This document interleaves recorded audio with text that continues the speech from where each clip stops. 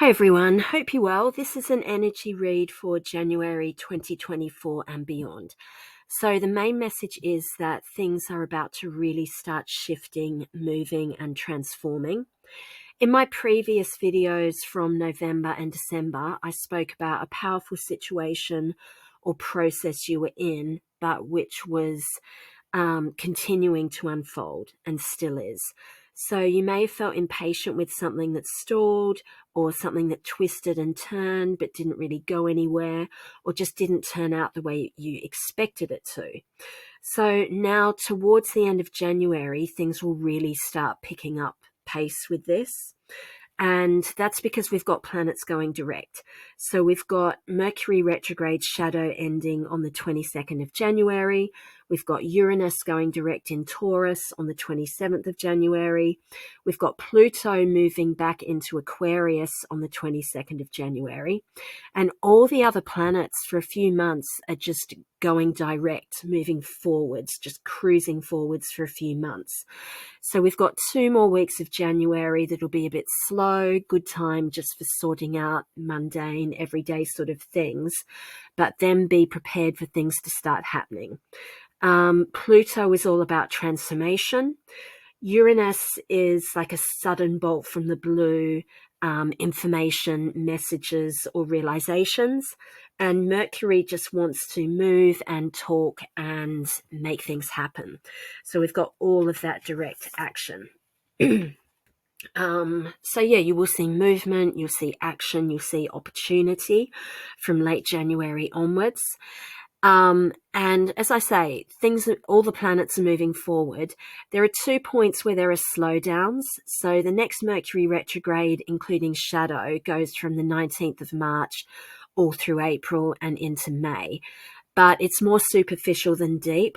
So that will be a chance to review and reassess all of the action that happens between late January and late March.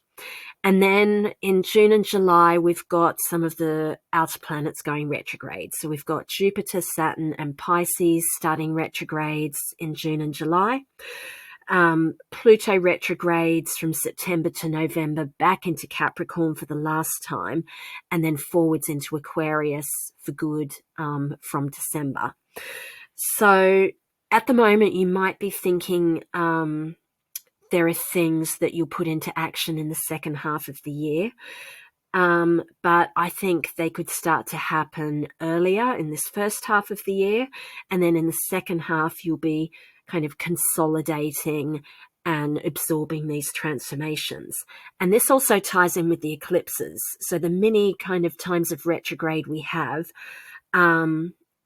during eclipses. So we've got the 25th of March and the 8th of April pair of eclipse, and the 18th of September and the 2nd of October.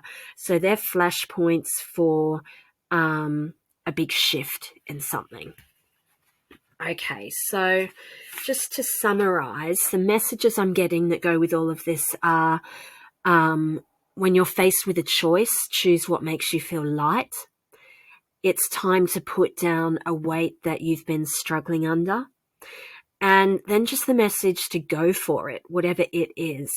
It could feel a bit impulsive, but on a deeper level, it's part of a process of change and transformation that's been happening and evolving for you for some time. I pulled a few cards to go with this message. First of all, we've got the Nine of Pentacles, which is all about prosperity. So that's saying that part of this transformation is bringing you more prosperity or more fair results and recognition for your efforts and talents.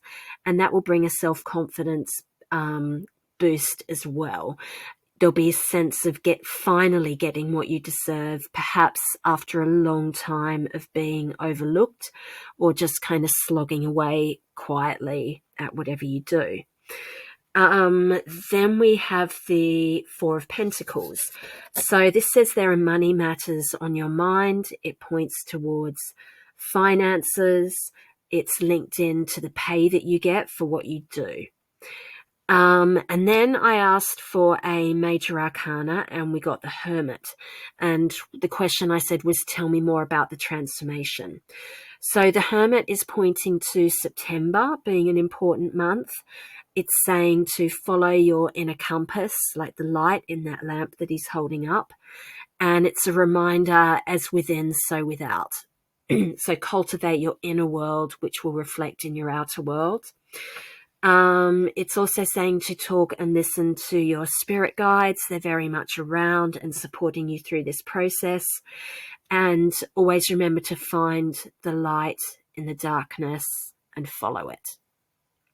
And then on the bottom of the deck, we've got the Three of Wands, which is all about looking at new horizons and having the courage finally to lose sight of the shore and make that step, make that leap, make that transformation into the next kind of long-term stage of your life.